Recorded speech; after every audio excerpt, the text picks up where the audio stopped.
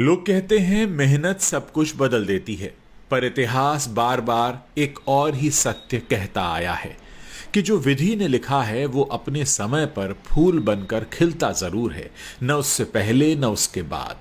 महाभारत में भीम जन्म से ही गदा युद्ध के अद्वितीय योद्धा थे, परंतु वो राजा नहीं बने। राज्य मिला उस युधिष्ठिर को जिसने पूरा जीवन संयम में रखा, फिर भी द्रौपदी का अपमान रोक नहीं पाया। क्या ये उनकी क्षमता की कमी थी? नहीं, ये विधि का विधान था। कर्ण सूर्यपुत्र होकर भी शापों का बोझ लेकर पैदा हुआ।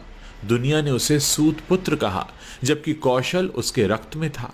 भगवान श्री कृष्ण ने भी कहा, कर्ण मैं तुम्हारी महानता बदल सकता हूं, पर तुम्हारा भाग्य नहीं, क्योंकि उसे तो तुम जन्म से ही निभाने के लिए आए हो।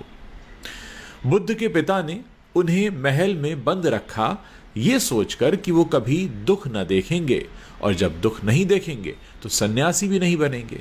परंतु जब विधि का समय आया तो एक क्षण में उन्होंने सिंहासन छोड़ दिया और दुनिया उन्हें तथागत के नाम से जानने लगी। न उन्हें पिता रोक सके न राज्य, क्योंकि निर्णय ऊपर से था।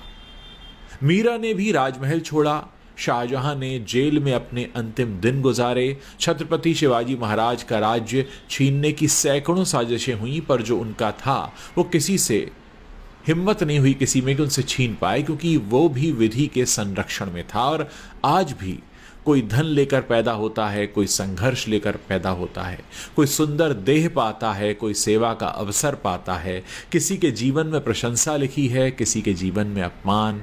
ये संयोग नहीं है, ये निर्धारण है।